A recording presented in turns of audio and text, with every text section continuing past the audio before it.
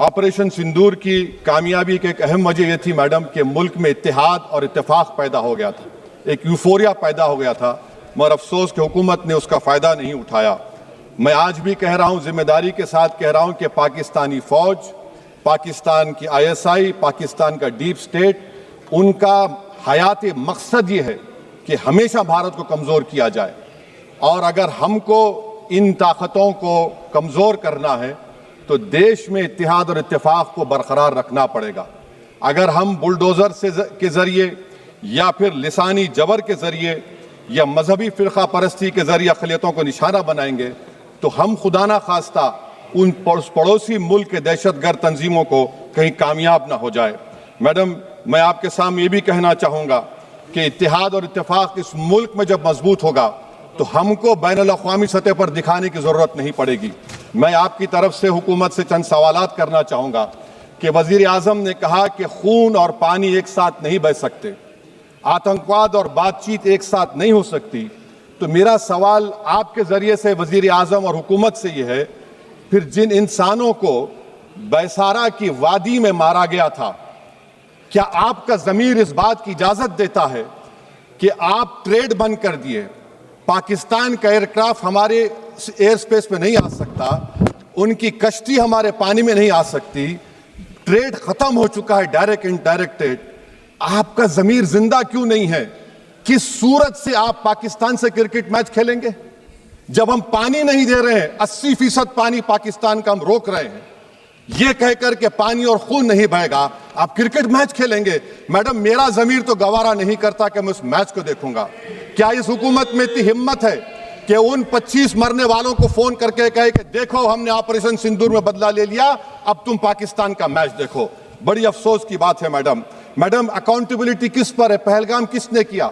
7.5 लाख हमारी फौज और सेंट्रल पैरामिलिट्री फोर्स है, ये कहां से 4 चूहे घुसकर हमारे भारत के नागरिक को मारे? अकाउंटेबिलिटी किस पर फिक्स होगी? LG पर फिक्स होगी तो LG को बरतरफ करिए, IB पर आती है तो एक्शन लीजिए, पुलिस पर आती है तो एक्शन लीजिए, मगर आप ये समझ रहे हैं कि ऑपरेशन कर दिया और हम खामोश लोग भूल जाएंगे। अकाउंटेबिलिटी फिक्स करना पड़ेगा। मैडम, डिटरेंस आपकी क्या है? आपने सर्जिकल स्ट्राइक किया, आपने बालाकोट किया, फिर ये पहलगाम हुआ, तो आपकी डिटरेंस की पॉलिसी नाकाम साबित हुई, कश्मीर की पॉलिसी नाकाम साबित हुई, 370 हटा दिया आपने एक रियासत को UT बना दिया और उसके बावजूद भी दहशतगर्द वहां पर पहुंच गए। तो और अफसोस मुझे इस बात का होता है मैडम कि पाकिस्तान को हम जानते हैं, पाकिस्तान और इजराइल इस पूरी दुनिया में एक फेल्ड स्टेट है, और पाकिस्तान के आर्मी चीफ को, जिससे हमारे स्ट्रेटेजिक रिलेशनशिप है, जिसको अपना दोस्त कहते हैं, उस देश का प्रेसिडेंट उस शख्स को बुलाकर खाना खिलाता है अपने साथ जिसके भाषण से हमारे लोग मारे गए थे। तो क्या आपकी खर्जा पॉलिसी कामयाब हुई? आप देख लीजिए। अच्छा, हमारे देश में एक ऐसी तंजीम है जिसका वजूद नफरत की बुनियाद पर और मजहबी अज़वियत को फैलाने के लिए बनाया गया, उनको तकलीफ है सेकुलरिज्म से, सोशलिज्म से, मगर हमारे संविधान के प्रियम्बल में लफ्ज़ सॉवरेन है। सॉवरेन का मतलब यह है कि हम खुद मुख्तार हैं, हम हाकिम आला हैं, हम अपने मुल्क के मुकद्दर का फैसला करेंगे। एक गोरा व्हाइट हाउस में बैठकर भारत की सीज फायर का ऐलान करेगा? यह आपका नेशनलिज्म है? मैं आपसे इतना जरूर पूछना चाहता हूं कि आखिरकार जब सेना की और सैन्य क्षेत्र में हमारे उपलब्धि की बात आती है तो आपके होंठ सिल के हो जाते, उनकी तारीफ करते हुए। कितने युद्ध देश ने देखे, लेकिन इस लड़ाई में मैं कहना चाहता हूं, भारत ने ना एक सैनिक खोया है, ना एक सैनिक खोया, ना एक सैनिक शहीद हुआ, ना युद्ध हुआ, लेकिन फिर भी हमारी विजय हुई, शोर भी नहीं हुआ, सिंहनाद की गूंज उठी है। ये भारत ने करके दिखाया है।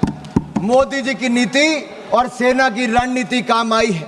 प्रधानमंत्री मोदी जी के बारे में ये कहूंगा, जब वो मुख्यमंत्री भी नहीं थे, उस समय हिमाचल के प्रभारी थे, कारगिल के युद्ध में वो उस समय भी सेना के जवानों का हाल पूछने कारगिल गए थे, और जब से वो प्रधानमंत्री बने हैं, हर दिवाली सेना के जवानों के साथ मनाने का काम प्रधानमंत्री मोदी ने किया है।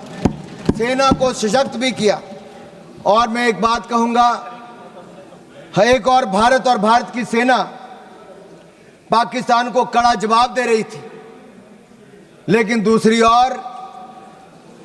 ओर आप लोग क्या कर रहे थे? राहुल गांधी जी क्या कर रहे थे? सबूत मांग रहे थे और साथ ही साथ कवर फायर भी दे रहे थे। कवर फायर किसको दे रहे थे, ये आपको पूछना पड़ेगा। आपने कहा कि हमने सरेंडर कर दिया। हमने स्पष्ट किया है कि जब तक हमने ऑपरेशन और मिलिट्री ऑब्जेक्टिव पूरा नहीं किया तब तक हमने सीजफायर नहीं किया था, और तीसरे पक्ष की मध्यस्थता को हमने पहले ही नकार दिया था। और यही नहीं, एक बात तो मैं आपको स्पष्ट कर देना चाहता हूं, आज भारत का दूसरा सबसे लंबे समय तक प्रधानमंत्री के पद पर रहने वाला कोई व्यक्ति है तो उनका नाम नरेंद्र मोदी है। 2001 से लेकर 2025 तक, मुख्यमंत्री से लेकर प्रधानमंत्री तक 25 साल में एक दिन की भी छुट्टी लिए बिना देश के लिए हर पल जीने का काम करने वाले नरेंद्र मोदी हैं। आपने भारत की सेना पर प्रश्न चिन्ह खड़ा किया है। मैं इतना कहूंगा, हम दुनिया का सबसे बड़ा लोकतंत्र है, दुनिया की चौथी बड़ी अर्थव्यवस्था है, दुनिया के सबसे लोकप्रिय प्रधानमंत्री नेता हमारे पास हैं। भारत को झुकाने वाला कोई कमाई का लाल पैदा नहीं हुआ जो झुका सके। भारत को कोई झुका सके ऐसा किसी में दम नहीं। भारत से विश्व है, हम किसी से कम नहीं, हम किसी से कम नहीं। आदरणीय सभापति जी, भारत 2.5 मोर्चे पर लड़ाई लड़ रहा था। 2 मोर्चे तो सबको पता है, लेकिन ये जो आधा मोर्चा है ना,